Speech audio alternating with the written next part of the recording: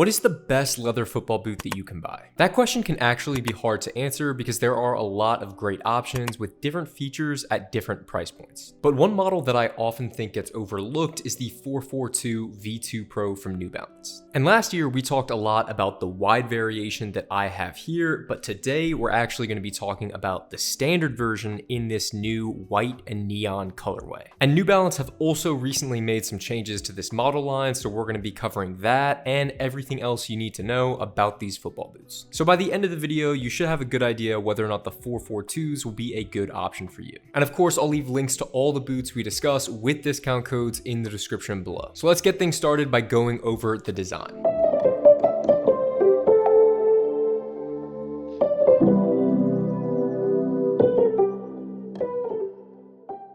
So I mentioned at the start of the video that New Balance had made some changes to the 442 line, and what that big change was that came earlier this year is that they introduced a synthetic variation of the series. And this meant that I had to be really careful when I went to buy this model because I specifically wanted the version that had leather in the toe box. And unfortunately for me, this meant I had to do a decent amount of research because on the actual New Balance website, they're actually very vague about the material that's used in each of the 442 models. They pretty much just say premium materials. So then I ended up going to one website that had this colorway and they had it listed as leather. Then I went to a separate website that had the same colorway and they had it listed as a premium synthetic. So I did some further research and I headed over to Josh's channel at Soccer Reviews for You, where he actually did a side-by-side comparison of a leather 442 and a synthetic 442, and you could kind of tell the difference just by looking at the texture of the upper. And based on the images that I have seen thus far, I believe that the only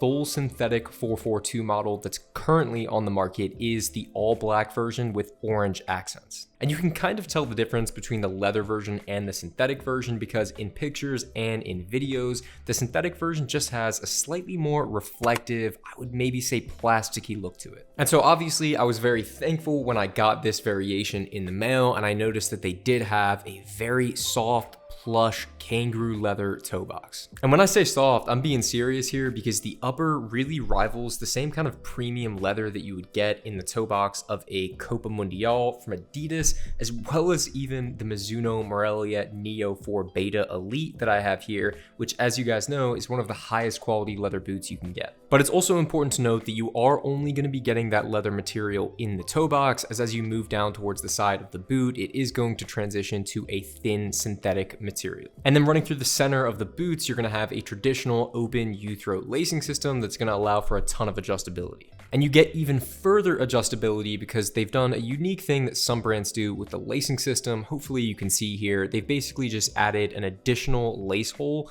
pretty deep towards the ankle here if you want to do something like a runner's loop or just get a little bit more lockdown when you're tying the boots. The heel area of the boots is going to be very thin and have a soft microfiber lining, but I will note that there is not a lot of padding at the back of these boots. And that's also something that I noted when I reviewed the wide version last year. And I will say that the sides of the boot, even though they are using a synthetic material, it does a pretty good job at emulating the look and feel of natural leather. And then moving on to the underside of the boots, you have a very thin and lightweight nylon outsole. It's pretty rigid towards the heel and the midfoot, but it does allow for a decent amount of spring towards the toe box. And then attached to that sole plate, you are going to have 11 relatively small conical studs that are going to be good for use on both artificial grass and firm ground natural grass. And that thin sole plate is just going to contribute to how lightweight these boots are overall. They come in weighing just 206 grams, which is going to be about 4 or 5 grams lighter than the wide variation,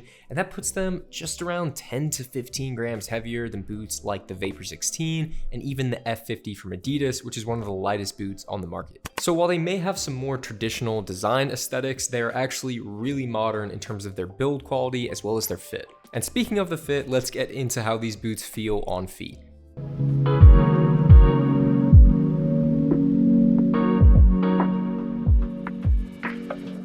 So I've been wearing the wide variation of the 442s for the best part of the last year, so unsurprisingly, the first thing I noticed when trying on the standard variation is that they felt a lot more snug, especially through the toe box area. And that actually made me want to do a little bit more detective work, so I broke out the measuring tape and I actually measured the different widths of these sole plates at different points. So I thought it was pretty interesting that across the midfoot, so basically where this row of 3 studs are in the middle here, they are actually a pretty equal width of 9.5 centimeters across. And that is going to be the widest part of both of these football boots. But if you look a little bit higher on the sole plate, so pretty much at the top of the toe box here, you are going to get 6.5 centimeters of width at the top where these 2 studs are versus 7 centimeters of width on the wide version. Now you may be thinking that half a centimeter of difference isn't really a big deal, but when you're talking about the fit of your boots or pretty much the fit of any pair of shoes in general,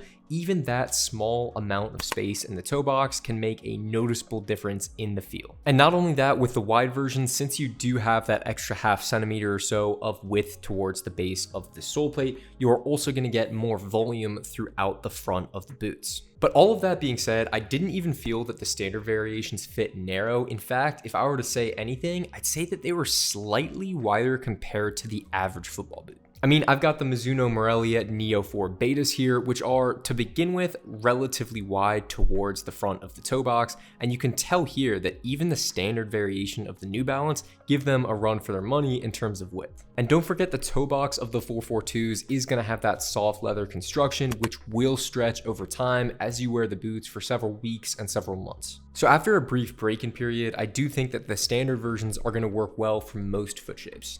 And just the overall fit of these boots was great as I was lacing them up. I think one thing New Balance is just so good at is making relatively anatomically shaped toe boxes. And what I mean by that is just the curves from the outside to the inside of the front of the boots. You don't feel like you're getting any pressure points towards your big toe, your pinky toe. Nothing feels like it's getting crushed from the back of your foot all the way to the front. And then the lockdown from these boots is also great, but I wanted to note I tried 2 different variations when lacing up these boots. The first one was just lacing them up exactly how they came, and that was just using basically to the top of the laces here and not using this extra added lace hole towards the bottom of the ankle. And when I laced them up like that, that's what I did with the wide variation that I've been using the past year.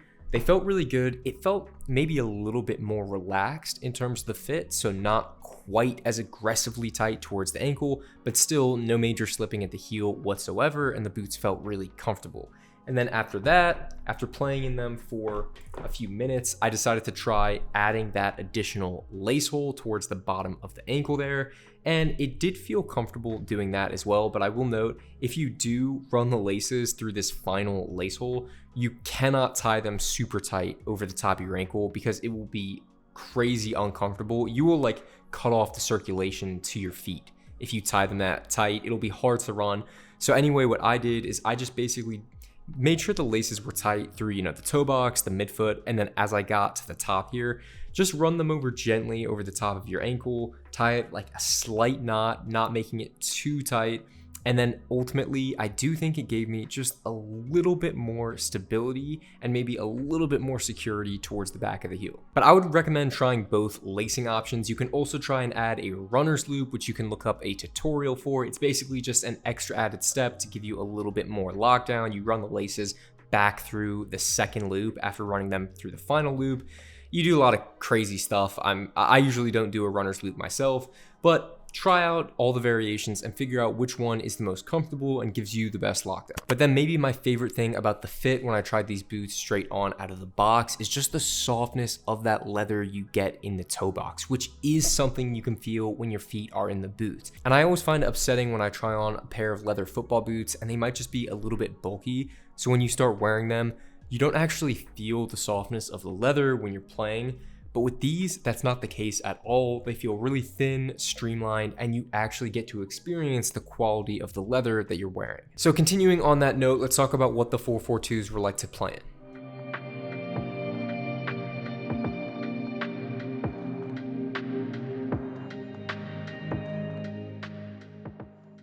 So going into testing these new boots, I knew that I did enjoy playing in the 442 wide edition, but I did note when I talked about those boots in the past that I did have some irritation with the heel area within my first 2 to 3 sessions of wearing these boots. I think it may be due to the fact that there just isn't really much of a padded liner at the back of these boots. It really is so thin, and it just gave me a little bit of irritation and a couple of blisters when I first started playing in them, and those went away after about 3 sessions. But I will say that after tinkering around with the different lacing options of the new 442s that I have here, I did end up trying to get them as secure as possible towards the ankle without causing any issues with circulation or making them too tight.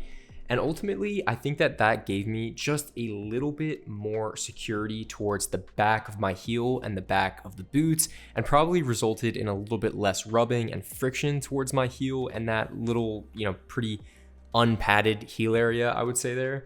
And ultimately, after playing over an hour in these boots on the pitch, I didn't notice any irritation in the heel whatsoever. And what that leads me to believe is that you can avoid some of that irritation if you get the lacing system just right. But I would just note that within your first 3 sessions, it is possible that you might get a little bit of heel irritation with these boots. But the touch on the ball that you get when you're just dribbling, juggling, or shooting is so clean. I mean, you really do get a lot of sensitivity with this upper, whether it's the soft kangaroo leather that's towards the toe box, which I wish you guys could feel just through the camera here, or whether it's the thinner synthetic that you're getting on the sides. And then regarding the traction that you get from the sole plate here, I do actually really like how responsive this thin nylon outsole is, and I like how it makes the boots just really lightweight in general. But I will say that these really thin conical studs, they are extremely smooth in how they're rounded at the edges. And as I mentioned, they're also pretty small compared to other conical studs you would find on the market. And in really wet conditions, this is something I noticed with my previous pair of 442s, you can slip when you are changing directions really quickly. And just for the sake of comparison, you can look at the Asics DS Lite X-Fly 5. Look at the conical studs that you get with the Asics here. They're a little bit bigger, and they also actually have notches on the side of them to give you a little bit more grip with the playing surface. And they're just a little bit more abrasive. Whereas the studs with the 442s here are just so smooth, which I think can be nice in some instances, and in a forward sprint, they're gonna be fine for providing traction, but for changing direction really quickly in wet weather, they aren't gonna be the most aggressive. It's funny, when I talk about boots being too aggressive with bladed studs, particularly for use on artificial grass, the 442s are almost the opposite of that, where to a degree, I almost wish the studs were maybe a little bit wider or had a slightly rougher surface to them, just to give you a little bit more bite. But for most players on most field conditions, the traction's gonna be fine. Next up, let's talk about value.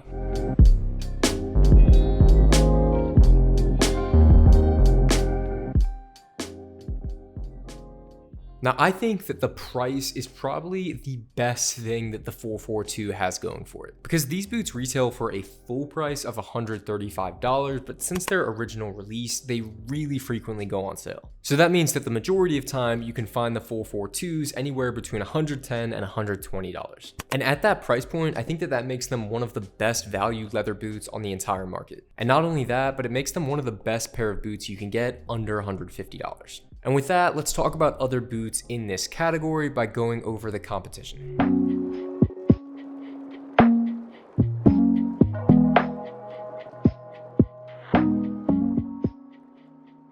So I think the 2 flagship affordable leather football boots from the big brands are going to be the Nike Premier 3 as well as the Copa Gloro 2 from Adidas.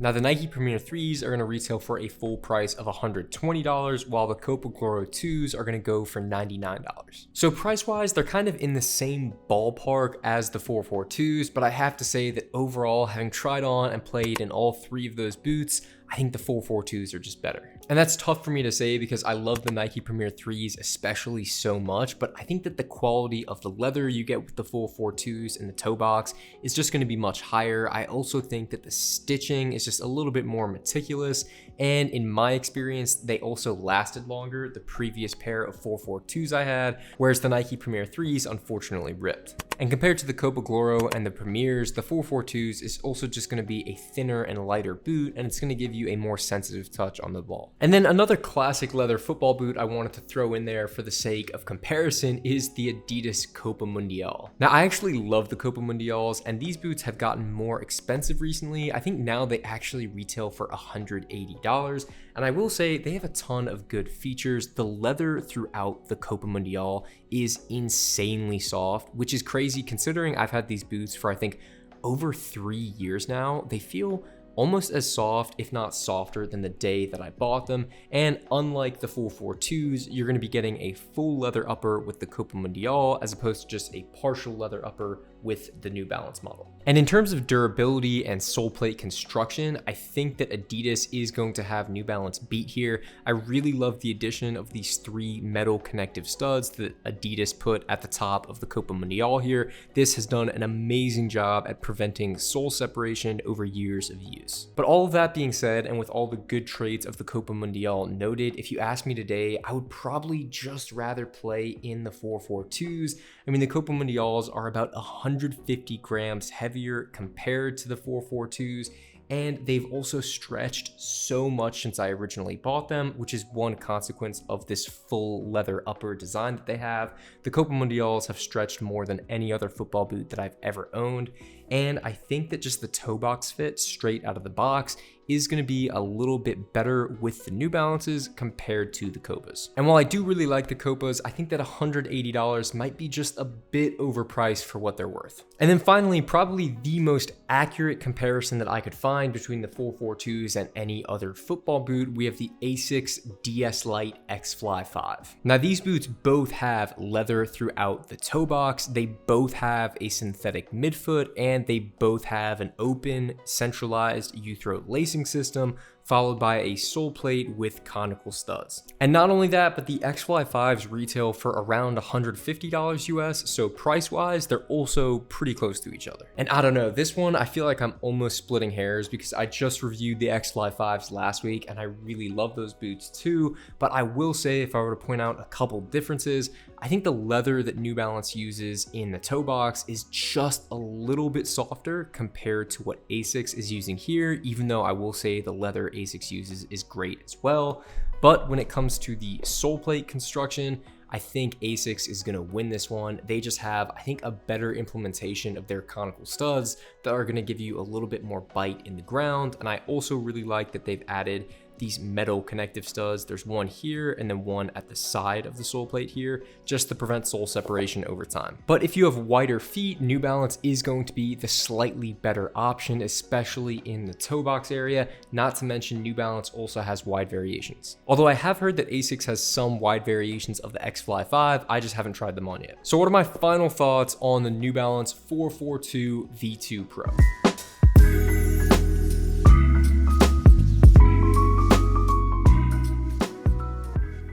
I think that the 442s are an underrated football boot, and they're definitely up there in terms of quality and in terms of performance with the other 2 top-end New Balance models in the Tequila and the Furon. They're versatile, they're comfortable, and not to mention they offer a wider version if you happen to have an issue finding a good fit from modern football boots. I think the sole plate could have used just a pinch more traction, but ultimately these are a great pair of lightweight leather football boots at an affordable price. And guys, that is going to do it for this video. Let me know in the comments below if you've gotten the chance to try on these boots and what you think of them. Please leave a like on the video as well, and if you haven't already, subscribe to the channel. It is one of the best things you can do to help me out. Thank you guys so much for watching, and I will see you in the next video.